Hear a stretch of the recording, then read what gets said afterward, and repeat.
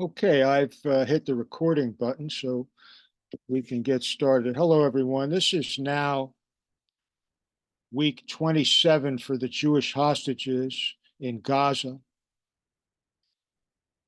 And so I want to take a moment before we start to mention that more than 200 portraits of the hostages, painted by 8 Philadelphia women,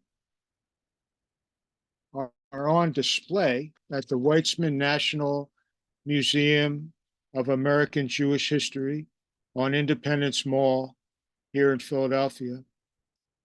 It's a powerful free exhibition, uh, currently scheduled to run another week. So I encourage you to try to see it before it moves on to another venue. It's uh, it's really quite powerful and stunning. And if you're looking for a way to demonstrate your support for for our brothers and sisters who are being held hostage, this is one way you can do that. I'm David Lee Preston. I'm a proud, longtime member of Sons and Daughters of Holocaust Survivors of Greater Philadelphia. I want to welcome you all to our April 2024 book program. This is our 4th monthly book program of the year, and the 12th in a series that we started last year. Our group was founded in 1979, which makes us one of the first organizations of its kind, and still going strong. Sons and Daughters of Holocaust Survivors of Greater Philadelphia. If you are a child of survivors and you live in the Philadelphia area, and we have a very broad definition for the Philadelphia area, and you're interested in joining, please drop us a note on our group's website or on our Facebook page, or contact me directly through my website or through Facebook, or leave a note in the chat and we'll reach out to you.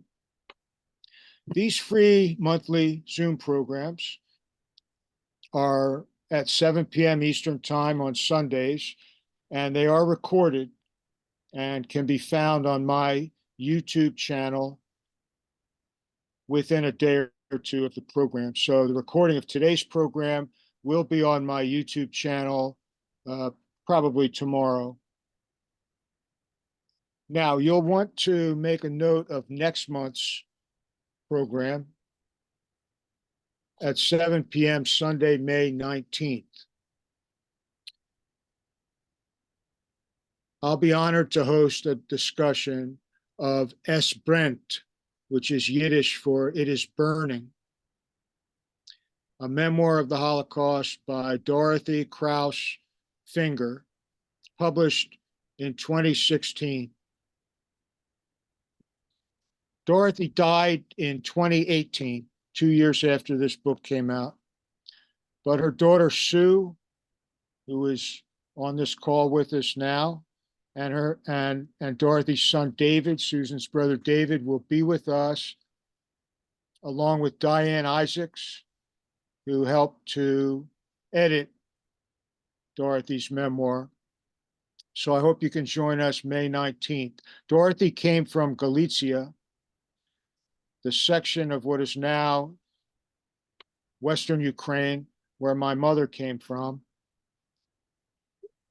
And they were best friends after they met in Wilmington in the 1950s. The Zoom link will be the same as the one you're using right now.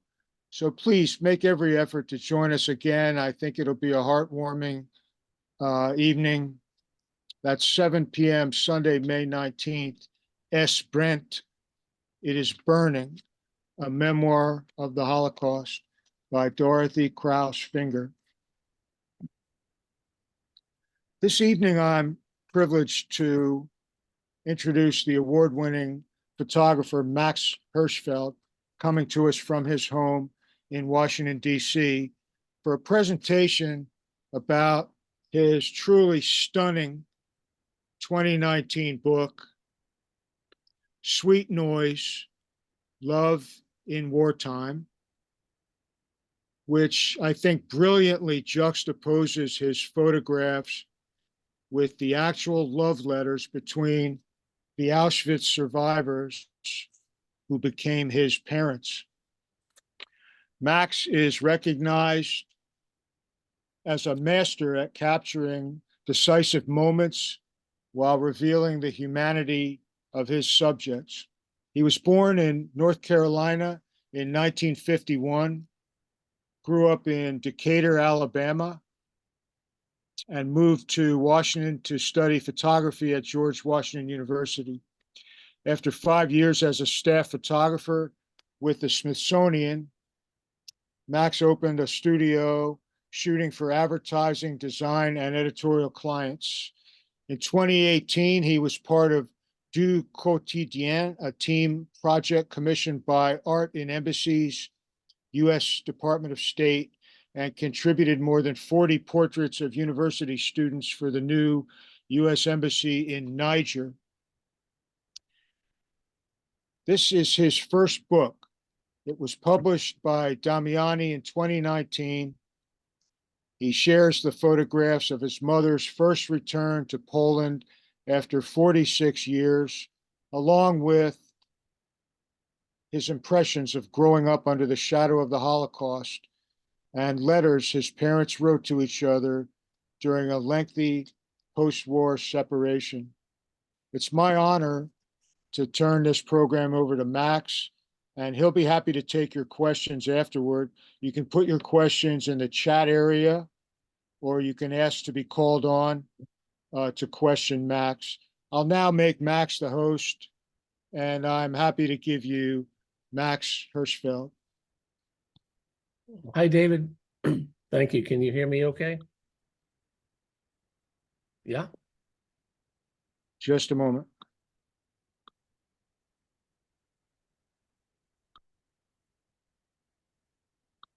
Okay, you're the host, Max. Hi, everyone. Is my voice okay? Clear? Good. Hi. Big welcome to everyone. But first off, a huge thank you to David and the sons and daughters of Holocaust survivors of Greater Philadelphia for inviting me. Just as a quick backstory here, David covered this a little bit because he introduced me a week or two ago as a native of Alabama, but frankly, I was proudly born in the booming metropolis of Valdez, North Carolina. Possibly 3,000 people, but maybe less since we left in the 50s. I'm going to give a quick background to how this book came about. And like many of you, I didn't know my grandparents. But I grew up in a very safe house in Decatur, Alabama. The Holocaust was not really a topic, but it did hover. So I'm going to fast forward a little bit because in my teen years, I more and more understood why my parents were the way they were. Sorry about that. At some point, my mother started talking to me about wanting to take me back to Poland. And then I left for school. I met my wife in college, started a family, and it was a topic of discussion, though, that was really pretty steady with her. In 1993, I moved my mother to Washington, and subsequently, 3 months later, she and I went to Poland. I'm telling you this because it was a rare gift for her to want to take this trip with me, or take me on this trip. And I, being a photographer, it was sort of a no-brainer. But I didn't quite know what the future held for all this work. It wasn't a long trip. We drove around Poland in a car with no air conditioning and no radio, and my mother trying hard to remember things to talk to me about. And I say that because when I got back to Washington and started assembling the work, I realized I had a powerful body of photographs, but I didn't have a context for it. So from about the late 90s through maybe 2003, 2004, I had many rejections from publishers from my beautiful but simplistic book dummy that was created from my words and my photographs. Steve Ludson and I have talked about this, and many of you probably could agree that there is a box that's often handed down from one's parents, or a box much like David discovered, that holds a certain type of magic. And when I opened the box that my mother had given me, I found another box where there were over 700 letters my parents had written to each other between late 1945 and early 1949. And the thing that you'll learn from my presentation, which I will reiterate here briefly, is that my parents met in the Zawiercie ghetto in 1943.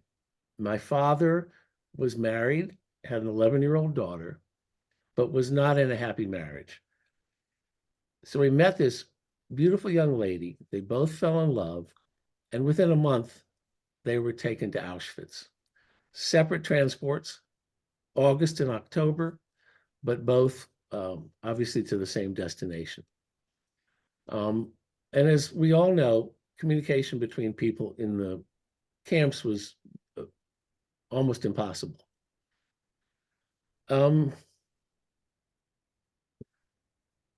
My father was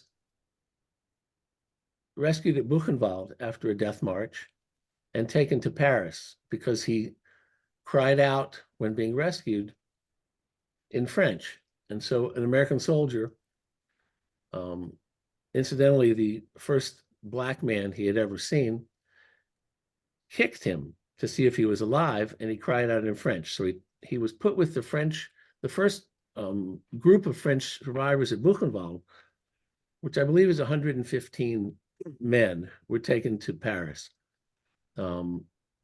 Subsequently, my mother had escaped from the last few days of a death march and ended up in Brussels. And about 6 months after this, she put an ad in a newspaper circulating in the survivor community in Western Europe, looking for if anyone knew the whereabouts of Julian Hirshfeld. So a friend of his in Paris told him about this, and subsequently, the letter writing started.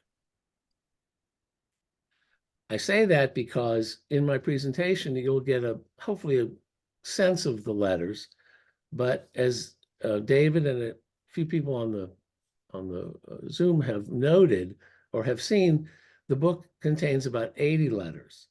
Now, I can go into that later after the presentation, but the idea of 700 letters in Polish, many of them multi-page letters, was a daunting task. So I'm going to backpedal a little bit to 2006 or so when I found the box. I spent the next 10 years trying to figure out how to incorporate those letters into a book. And a lot of starts and stumbles, a lot of back and forth. I had an agent for a while on the book. So attached to that 2018 trip to Niger, it coincided with Paris Photo, which was in November of 2018. So I decided, because you have to get to Niger, you have to go through Paris, at the end of this 1-week assignment in Niger, that I would go to Paris Photo and try and meet a publisher. So lo and behold, I met a bunch of publishers, and that's really not how you sell a book. But I was a little naive about that and a little cocky. And I met a few publishers, and 2 weeks after I got back, I had sent a PDF of the book dummy to Damiani, and they offered me a contract. So my sort of long journey of putting this book together had a happy ending, but then we had to sort of kickstart the project,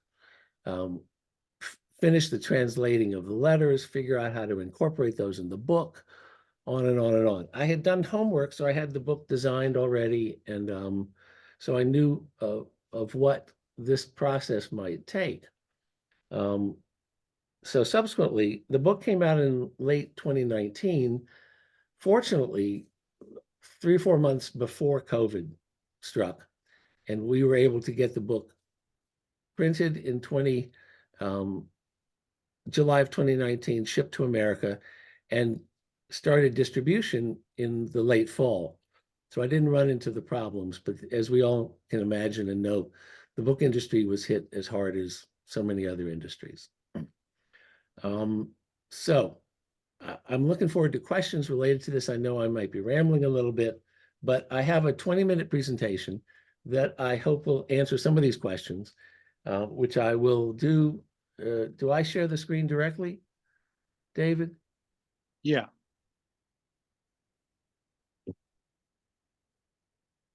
Married and father to an 11-year-old daughter. Forgive me, let's go back to the very beginning. Okay.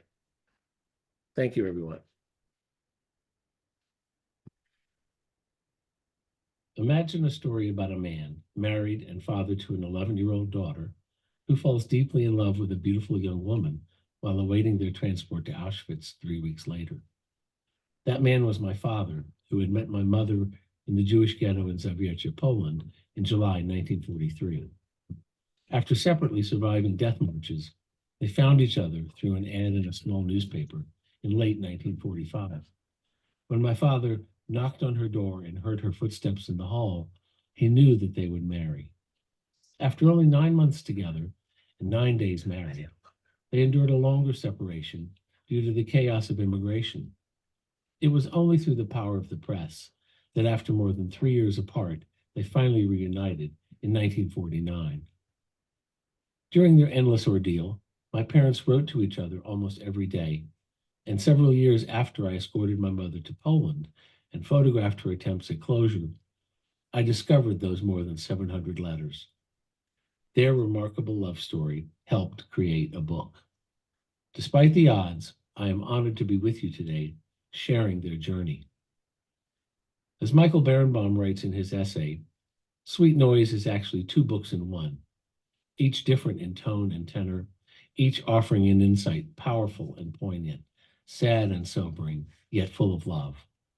One is a book of letters, the other a narrative of pilgrimage, beautifully illustrated by a series of photographs. December 18th, 1945, Paris. Dear Frania, I received your letter an hour ago, and you can only imagine what it meant to me. I felt deep in my soul that maybe it was you. I am alone in Paris now, living here for over half a year since American soldiers found me dying in Buchenwald, and thinking that I was French, sent me to Paris. I have a lot to write about, but I am leaving this for another time. I am too. Now I must ask some questions, and I need the answers. Are you alone? Do you have somebody? Because I more than want you to come here, I almost demand it. But I must know where things stand. My heart nearly exploded when I realized that I have finally found you. Writing is so hard because my handwriting is different from before. My hand is a little stiff, a souvenir from Warsaw. But please, write, I beg you, because I am waiting. It's been really hard for me here, and I was close to committing suicide. But the depression passed. I don't look well because I don't take care of myself. But my love, I didn't forget anything. I remember everything. Life is beautiful after all, and we should take advantage of it because we will never, ever again get a gift like this. My sleep will be different tonight. My thoughts are and will be different as well, with different plans and different hopes after your reply. Farnusha, we found each other again, and don't make me wait too long. Make me happy again, at least with a letter, because the letter that is here in front of me is marvelous, like a beautiful dream that came true. I will write more later, but for now, I am waiting. Kisses. Your Ulek.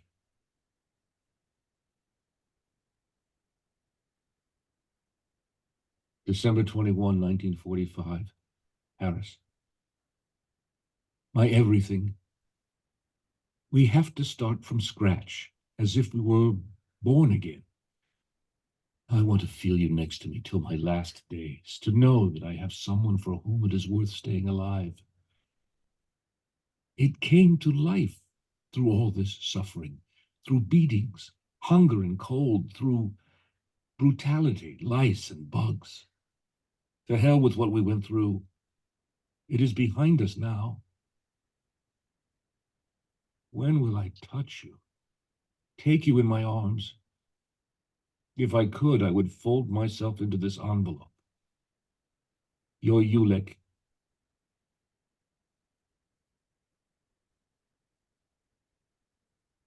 October 1946, Jacksonville.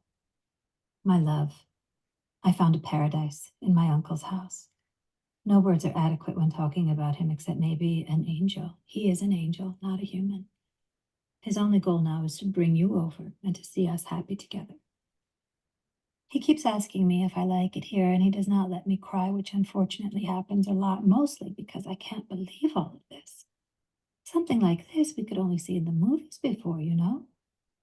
I'm very happy here, but it is also very hard to be without you. They watch me all the time and make sure that I don't do anything and only rest. In the morning, the servant brings me breakfast in bed. Really, my darling, I have no words to describe all this. This really is an amazing country. It seems as if everybody lives well and that everybody is a real human being. I think you will like it here, and if not, I will go anywhere in the world with you. Today, my uncle opened a bank account for me in the name of Mrs. Julian Hirshfeld, though I have to be careful because my aunt knows how much money I have there. I really want to send you some money, but I'm not sure I can make decisions like that by myself yet. Your loving, Farnusha.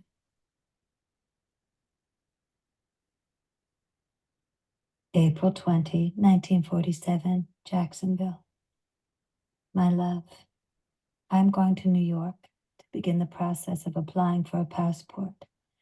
I don't want to be in America without you anymore.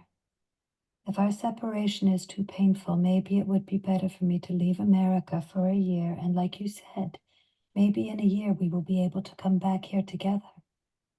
Your Farnusha. May 11, 1947. My everything.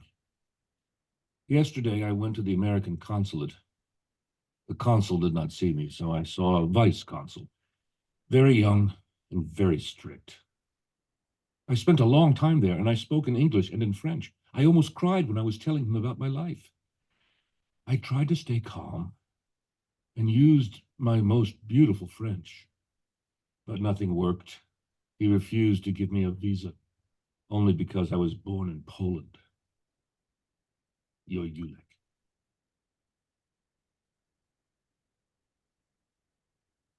September 10, 1947, New York. My love, I did not and will not cancel my trip. Nothing is as important as the fact that in 1 week I will be on a ship going to you. On September 17 at 4 p.m., I am boarding the SS America, which will arrive in Cherbourg on September 24 at 5 a.m. When you come to pick me up, please stay calm. We shouldn't be too sad, and we shouldn't get too excited. Wait, what am I writing? When I just think about seeing you, I go crazy. Your Franusha.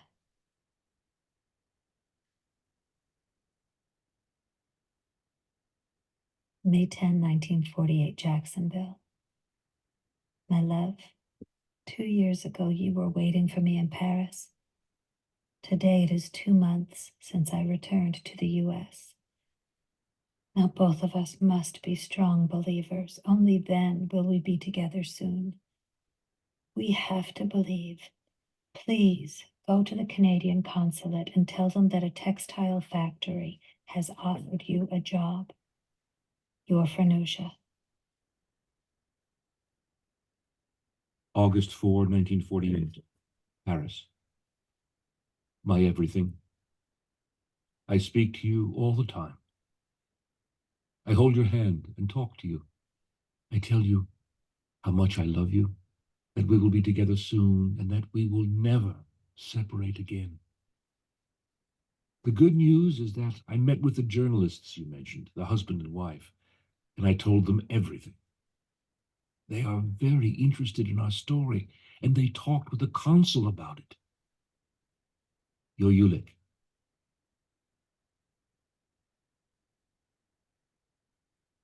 October 4, 1948, Jacksonville. My love, 2 days ago, I got a phone call from the Saturday Evening Post.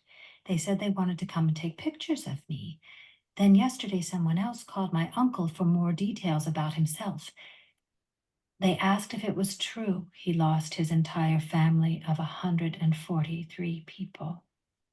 We sat down and counted all the people from both close and distant family lost during the war. We wrote back to confirm. Your Franusha. June 1, 1949, Paris. My everything. I got a visa today. I am coming. I am coming. Thanks to Mr. Bess, I got the visa. They sent me a letter last night that the consul general called Washington and explained the situation. He then received an additional number especially for me. After all these years of suffering and obstacles, I am allowed to be with you and stay with you for the rest of our lives. I just want to take you in my arms now and press you to my heart with no words, just us together in that embrace. Your Yulick.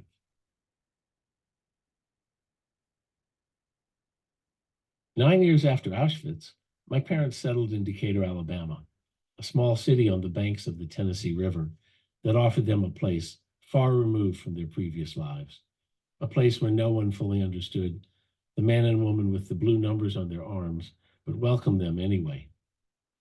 By the time I was 9 or 10, I started to be aware that they had lived through a singular experience, and I was even proud of that fact in a naive, misguided way.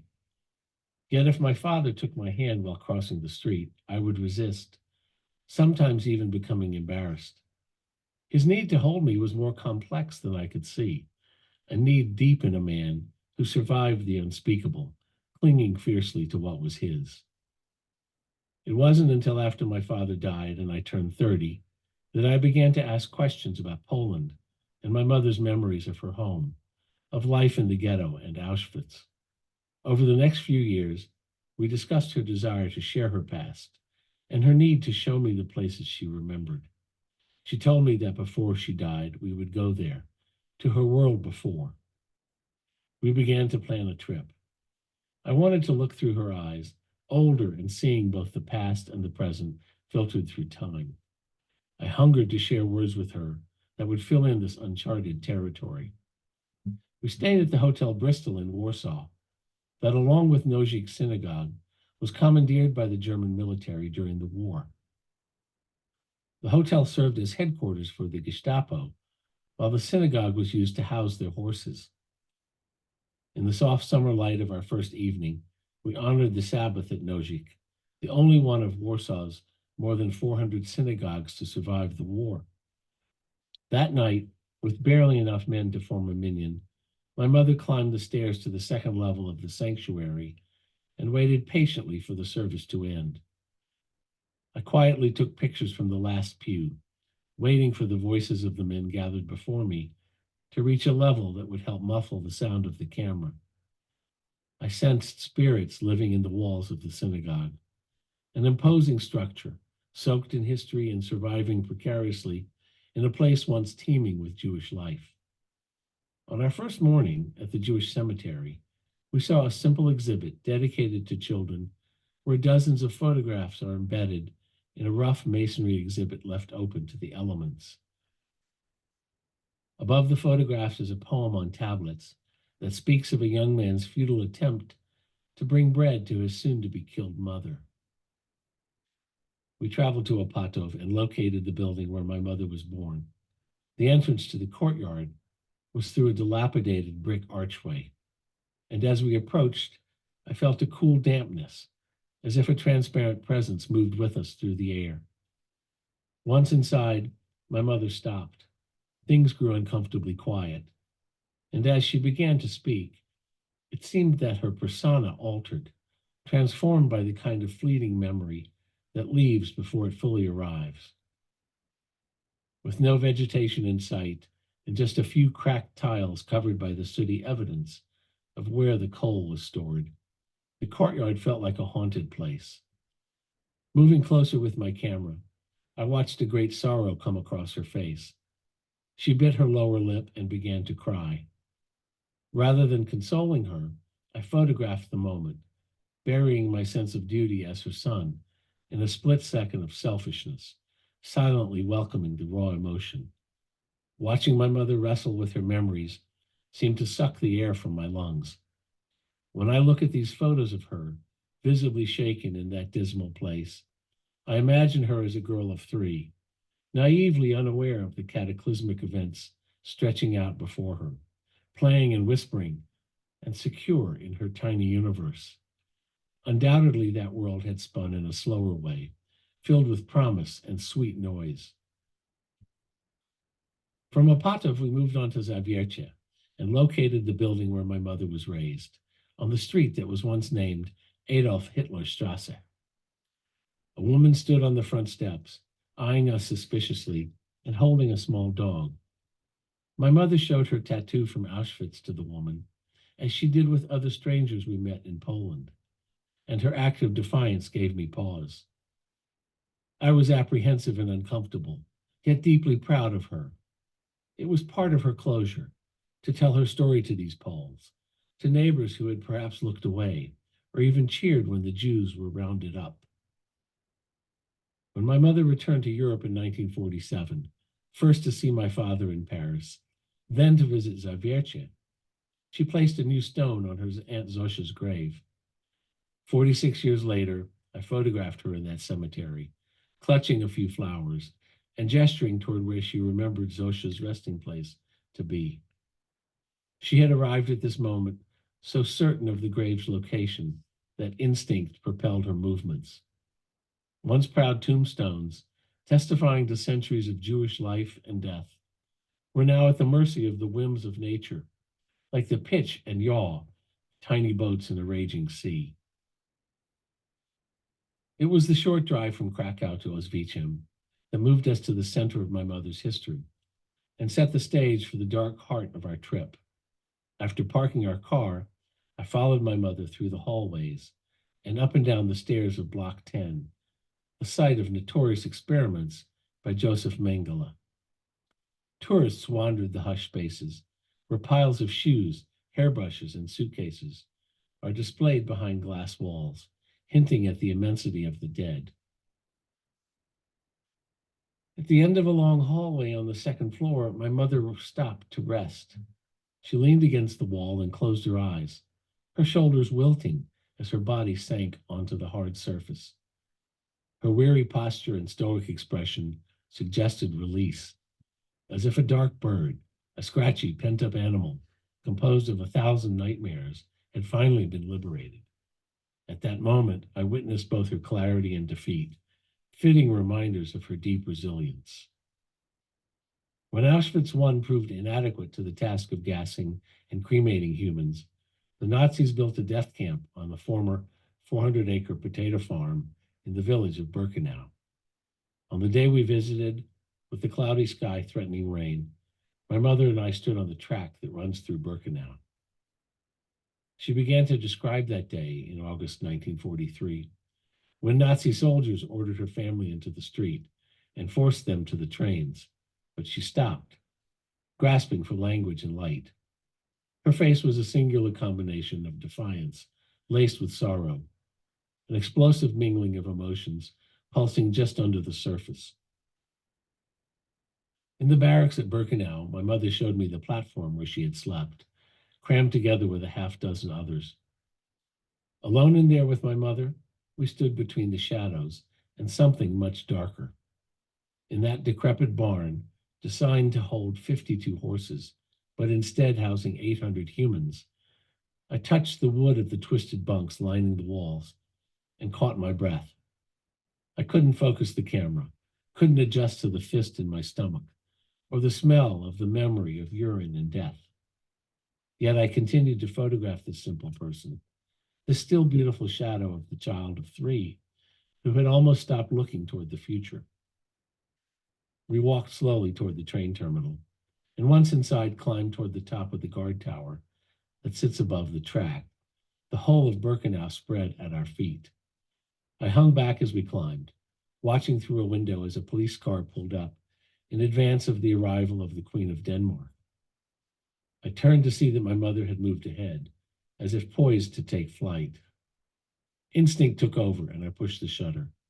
Maybe here in the tower was an infinitesimal slice of clarity, rooted in my mother's unwavering search for meaning. When I look at the picture of her in the guard tower, I see her climbing to heaven. I see someone who is both alive and already dead, moving toward the light. It was late afternoon when we left Birkenau, and the sky began to clear. We headed north through the heavy terrain, passing farms and villages with names that seemed plucked from ancient vines. The sky grew dark as we sped toward our destination. I wanted to say the right things, but my throat felt constricted, my emotions a tangled maze of thickened blood and blackened earth. My turn at the wheel of her closure was drawing to the end.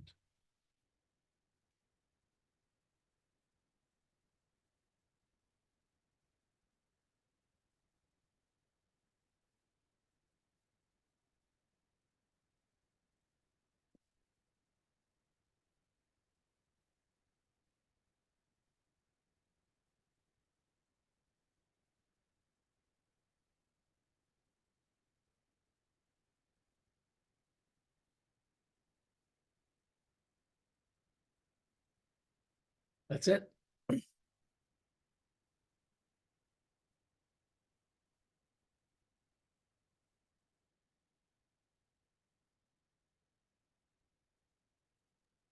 All right. Thank you, Max. Um, you know, to have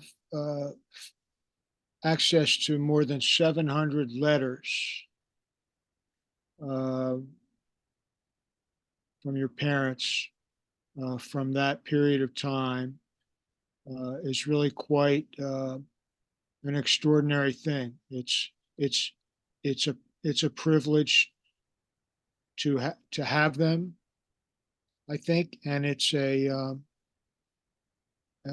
honor to your parents that you chose to dive into them as you've done. I also feel that even though you call yourself a photographer, your words demonstrate that you are an equally competent chronicler in words and emotion and feelings. And so I commend you for that as well. Thank you. We have 25 people on this call. I want to add that something I said earlier isn't entirely accurate. Not all the hostages that are in Gaza are Jews, and they're not all even Israelis, but they are being held, and they are, even those who may not be Jewish or Israeli, are certainly our brothers and sisters. So I wanted to make that clear in case I forgot. Well, I appreciate your mention of the letters, just as a quick insert here, David, because as you mentioned, it was an honor, but it's also was a daunting task. So just for a little backstory on that very quickly, the 700 letters are full of a variety of things. So part of the challenge was, of course, narrowing the focus of what's in those letters. And so after going through several translators, I fortunately ended up with someone here in Washington who understood the message there, who took my instructions or my suggestions that we needed to focus on two things. One was how would this couple be finally reunited in America, and how did they maintain their love for each other? So after months of translations of her reading most of the letters, I asked her to please cherry pick the ones that could follow those two threads. And then from those, she translated, and from her translations, we massaged the language and did our own edits here. So the process was laborious, but the only other thing I can say about the letters is I struggled with how do we, as second generation survivors, even try to explain what life might have been like in the camps. And when I found the letters, I realized I didn't have to worry about doing that it was there in the flesh as reflections and certain ways of describing. There's a lot of talk of my father feeling anti-Semitic behavior toward him in Paris. This took a long time for him to finally get his visa, as is mentioned in there. So the letters tell a pretty remarkable story. There's a letter in there. My translator thought the book should be called Paper Bridges. And there's a letter in there where he describes that these letters, who of course were never intended to be read by one of their children, but also never to be publicly discussed. I don't think people necessarily do that. So ultimately, there's so much that could have been, other threads that could have been followed in there, but I had to keep it hopefully contained. Understood. Simone Gorko, who is a former past president of our organization. That's too many words. She's a past president of our organization. And she writes in the chat, amazing, thank you. What was their marriage like? It's a good question, and there's a simple answer. It was close to perfect. They married in September of 1946. As I mentioned in the presentation, 9 days later, my mother took off for America because her visa had come through, ironically, before they found each other. She had applied for a visa. And as you must all know, the quotas filled up very quickly. I combine the fact that they were so grateful for finding each other and also living in somewhat quieter life in the South. that they could only enjoy the 30 or so years they were together after that. I don't think perfect is quite the right word, but it was a pretty remarkable marriage. Hannah Wilson, whom you met earlier, who's in the UK. Still awake? She's still awake. It's probably about 1 a.m. there, but she's still awake. She writes, "I'd like to say how beautiful this project is. The photographs of your mother in Auschwitz are deeply moving and capture so many raw emotions. I have two questions, if I may. One, what will you do with the rest of the letters?" Let's take that one first. I think I'm going to, first of all, I'll go back to the voluminous translations that were done and see where there are other stories that work as threads. Secondly, I'm going to find a screenwriter and a producer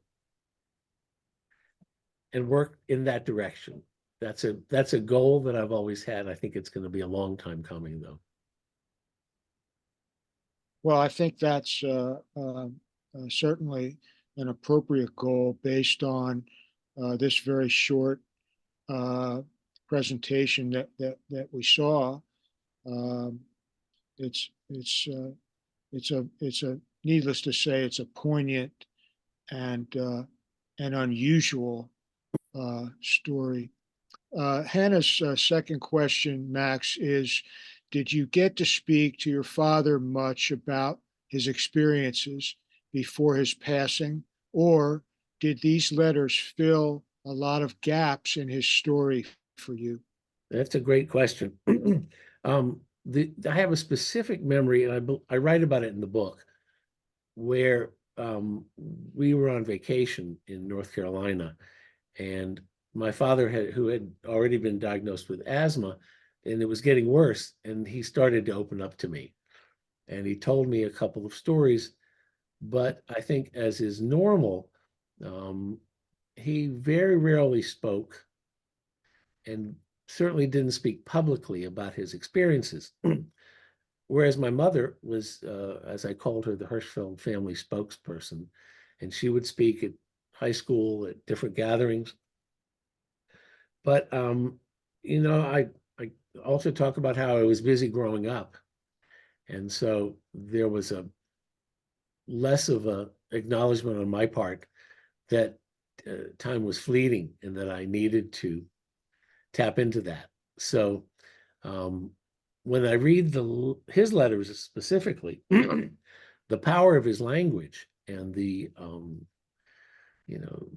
depths that he was getting to, living alone in Paris after the war, is a pretty powerful statement to me about the mix of emotions he would have had, which was, of course, his remarkable experiences and his ability to have survived, and then living through this, what he called a much worse situation. So I don't know. I don't think any of us really can say that we asked enough questions.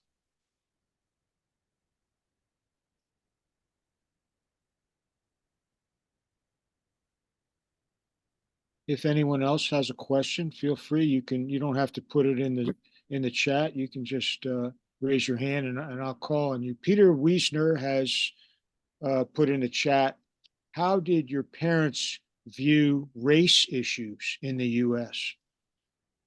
I think that's a particularly good question, considering that your parents settled in the South. Yeah, it's a great question. And I think that certainly in the 60s, when I was in high school, it was a pretty rapid fire process toward integration.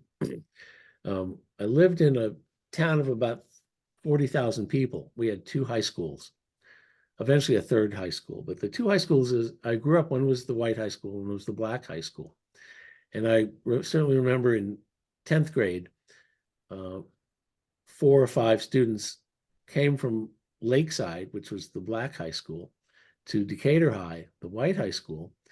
And of the 4 or 5 students, 3 or 4 were recruited to play football for the Decatur High School team. So my introduction to that was simple and not too telling. But I remember before I went off to university, I randomly said to my parents that who knows, I'm going to Washington to school, I might end up with a best friend who's African American, which I didn't, of course, say at the time, but I said, can I bring that person home? And they were sort of shaken by my question. So I think that the sense of racial issues, and we lived in what they like to have called a liberal town. The Decatur Daily was a quote unquote liberal newspaper, but by the same token, this was the 60s in Alabama, so race was visible.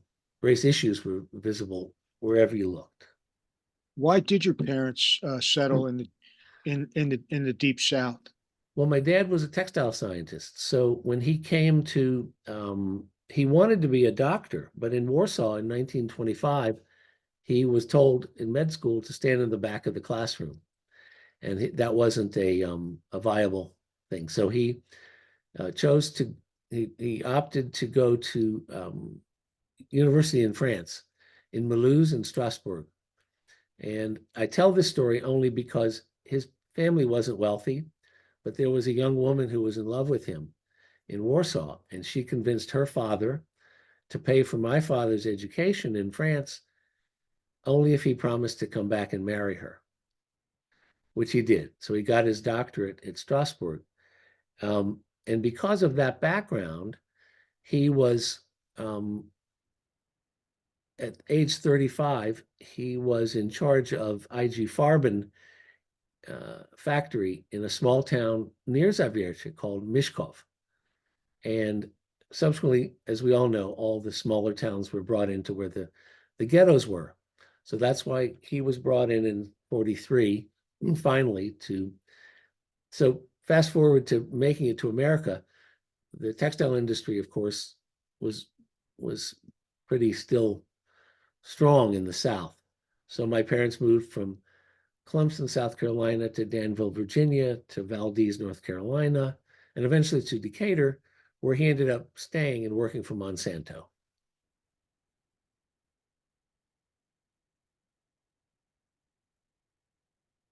I lost you, David.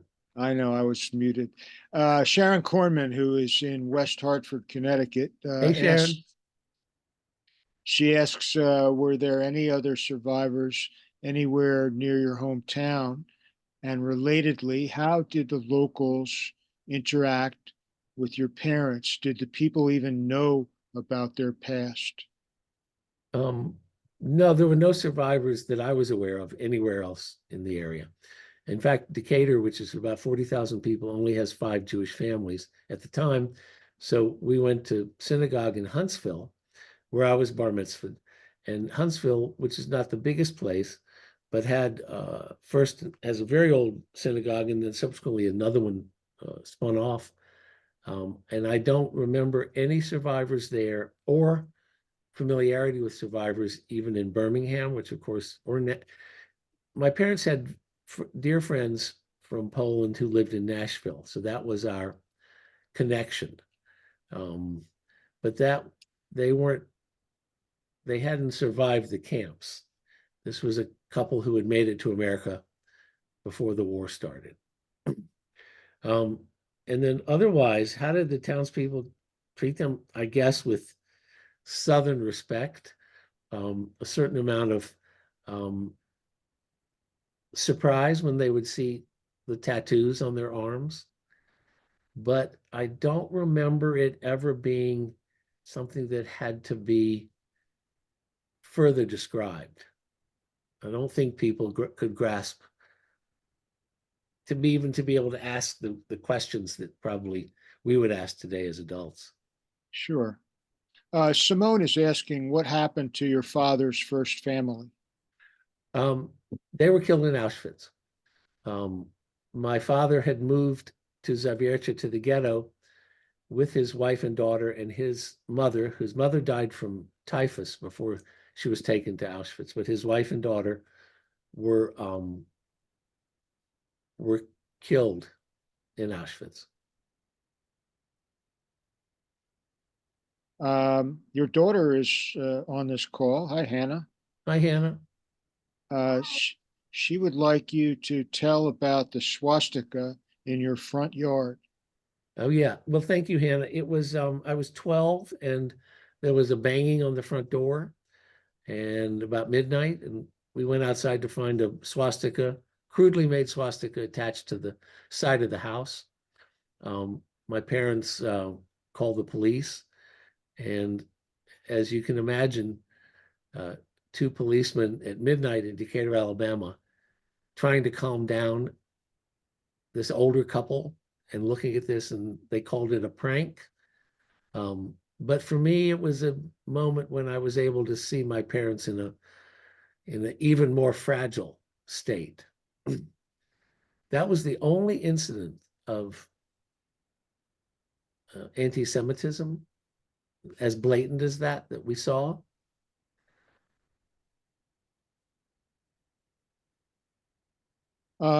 Folks, I want to mention that I have placed in the chat both the website for the book, sweetnoisebook.com, and an email address where you can contact Max. It's max@maxpicks.com.